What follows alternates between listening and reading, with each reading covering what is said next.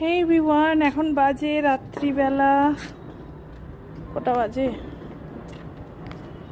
হ্যাঁ, রাত্রি 12টা বাজে। আমরা খাওয়া দাওয়া সব কমপ্লিট করে নিয়েছি। 14 প্রদীপ জ্বালানো ছিল, সেগুলো টোটালি জ্বলে মানে নিবলো, তো ওই অবস্থায় তো আসা যায় না। সব হয়ে গেল, এবার আমরা ছাদে এসেছি বাজি পোড়াতে।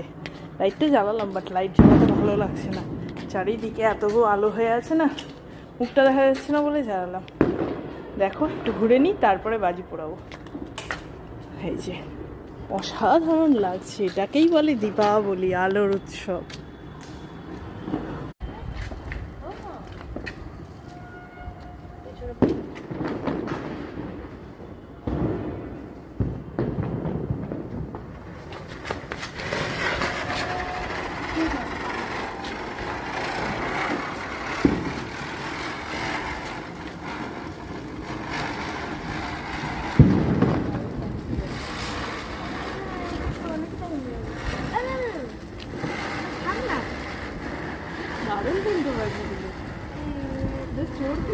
তুবড়ি ধরাতে গেল, আমরা সব বীর পুরুষ এখানে দাঁড়িয়ে আছি। থাক, চলে এসো।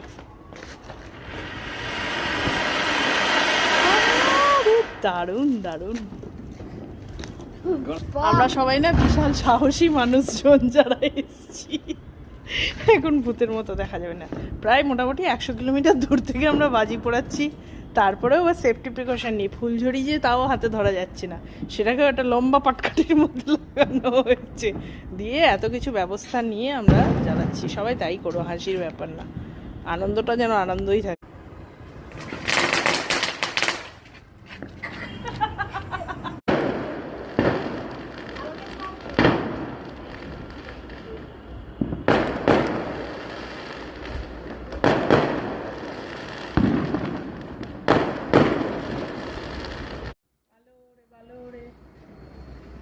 ওরা কিছু বক্তব্য